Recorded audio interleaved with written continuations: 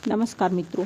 रत्नाकर नाम के एक लुटेरा कैसे बना महर्षि वाल्मीकि। एक जंगल में एक रत्नाकर नाम के डाकू अपने पूरे परिवार के साथ रहता था। उसका काम आने जाने वाले यात्रियों को लूटने और पैसे गहने नहीं देने पर उसको जान से मार देना उसके लिए चुटकियों का खेल था।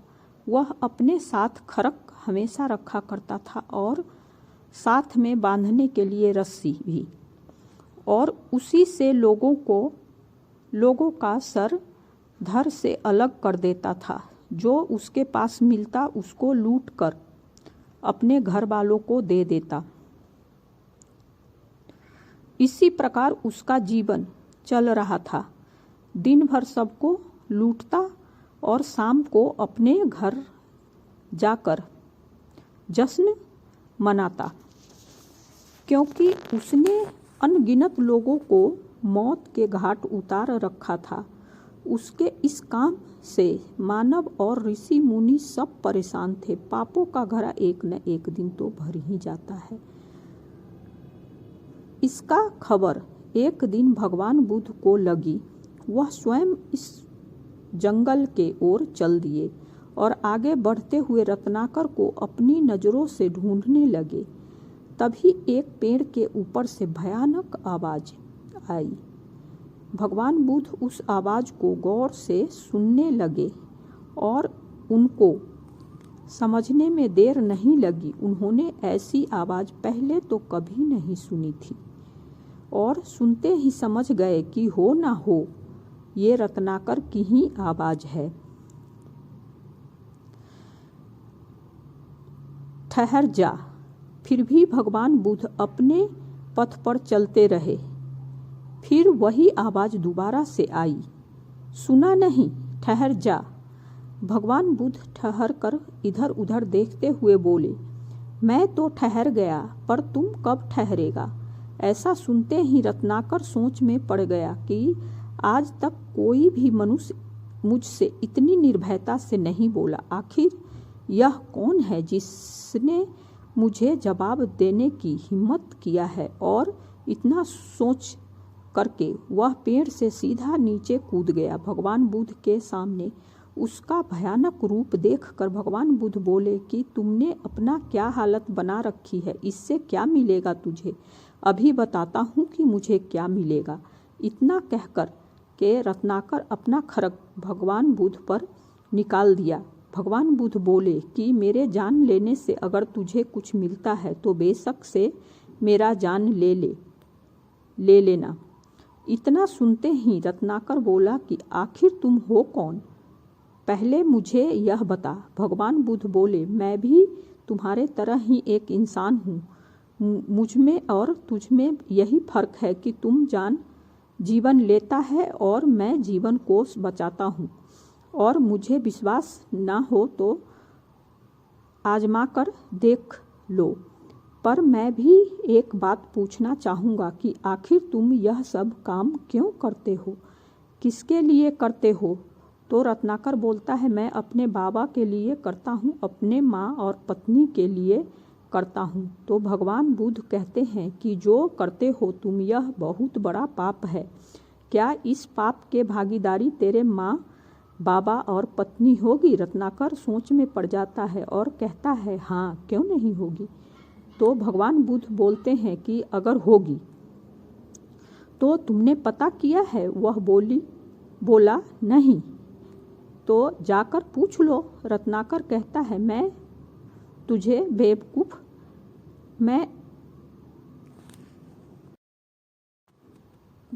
बेवकूफ़ समझ रहे हो? मैं चला जाऊंगा, तब तक तुम यहाँ से निकल जाओ। भगवान बुद्ध कहते हैं कि अगर तुझे ऐसा लगता है तो तुम मुझे अपनी रस्सी से पेड़ में बांध दो, फिर मैं कैसे जाऊंगा? रत्नाकर राजी हो जाता है और भगवान बुद्ध को पेड़ में बांध देता है और अपने घर चला जाता है। जाते जाते शाम होने वाली होती है। जैसे ही रत्नाकर अपने घर पहुँचता है तो उसका बाबा और पत्नी बोलती है, शाम हो गई और खाली हाथ आए हो, ऐसा क्यों? रत्नाकर बोलता है कि मैं जो कर रहा हूँ वह पाप है और इसकी सज़ा मुझे मिलेगा। क्या इस पाप के भागीदारी तुम लोग हो? बाबा चुप हो जाता है और पत्नी कहती है कि मैं तेरे पापों का क्यों भागीदारी लूं? तुम्हारा तो काम है मुझे खिलाना, चाहे तुम जैसे खिलाओ।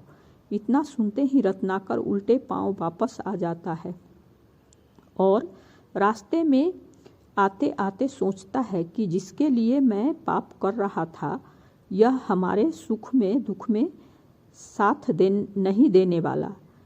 चलता हूँ उस इंसान के पास जो हमें सही रास्ता दिखा रहा है। ऐसा सोचता हुआ वह भगवान बुद्ध के पास वापस आ जाता है। जैसे ही भगवान बुद्ध देखते हैं कि वह आ रहा है तो वह उदास उधर से आ रहा है तो सारी बातें उनको समझ में आ जाती है। रत्नाकर के पूछते हैं कि क्या बोला तेरे घर वालों ने? तो रत्नाकर ने कहा आप ठीक कह रहे थे। यह भी पूछता है कि भगवान क्या होते हैं, मैंने तो उनको देखा नहीं। तो भगवान बुद्ध कहते हैं कि मैं उन्हीं से तो तुझे मिलाने आया हूँ। तुम उस शिला पर बैठ जा और राम राम बोलो, और तब तक बोलो जब तक कि राम खुद तुम्हारे पास न आ जाए। भगवान बुद्ध ने उसे एक वस्त्र दिए जिसको पहनकर वह शिला पर बैठ गया, जिससे पर बैठ जाता है और राम राम कहने की कोशिश करने लगता है। शुरू में राम के बजाय उसके मुंह से मड़ा मड़ा निकल रहा था। फिर भगवान बुद्ध उसे राम कहना सिखा रहे थे। काफ़ी समय बाद वह राम राम कहना सीख गया और तपस्या में इस कदर लीन हो गया कि उसके ऊपर पेड़ पौधे उग गए। इतनी घोर तपस्या किया रत्नाकर ने उसके राम राम से सारा ब्रह्मांड गूंजने लगा। जहाँ देखो रत्नाकर के ही आवाज़ राम राम राम, और उसके शरीर पर के ऊपर इतने बड़े बड़े पेड़ उग गए, उसका शरीर पहाड़ बन गया। उसकी पत्नी और उसका बाबा ढूंढते ढूंढते जंगलों में आए। पत्नी स्वामी आवाज़ लगा रही थी जहाँ से उसके रत्नाकर की आवाज़ आ रहा था। इतनी लंबे समय तक के उसने तप किया, आखिरकार भगवान को आना ही पड़ा और उसने अपने तपस्या के बल से इतनी विद्याएं हासिल कर ली। और उसी दिन से डाकू रत्नाकर महर्षि वाल्मीकि बन गए। भगवान ने उन्हें यह प्रेरणा दी कि आपको राम कथा लिखना है, और उन्होंने श्री रामचरितमानस की संस्कृत में सारी रचनाएं की, जिसे हम लोग आज पढ़ते हैं। फिर बाद में इसे सरल बनाने के लिए, सूक्ष्म बनाने के लिए गोस्वामी तुलसीदास जी ने हिंदी में रचना की, या ऐसे कहें कि हिंदी में अनुवाद किए, जन सुलभ बनाने के लिए, ताकि रामचरितमानस को हर कोई पढ़ सके। जो इस वीडियो में ये छोटी सी कहानी थी, कैसे लगी आप लोगों यह बताएं, और आप कुछ कहना चाहते हैं तो आपका स्वागत है। आप कमेंट्स बॉक्स सेक्शन में आकर अपनी मन की बातें कह सकते हैं, मैं इंतज़ार करूंगी। यह थी हमारी छोटी सी कहानी। बहुत बहुत धन्यवाद। आप लोगों का ढेर सारा प्यार मुझे मिल रहा है। मैं आप लोगों की तहे दिल से शुक्रिया अदा करती हूँ, और फिर मिलेंगे अगले वीडियो में। अगर वीडियो थोड़ा सा भी ठीक हो तो लाइक करें, सब्सक्राइब करें और मेरे हौसला को बढ़ने के लिए पंख लगा दें। फिर से एक बार बहुत बहुत धन्यवाद।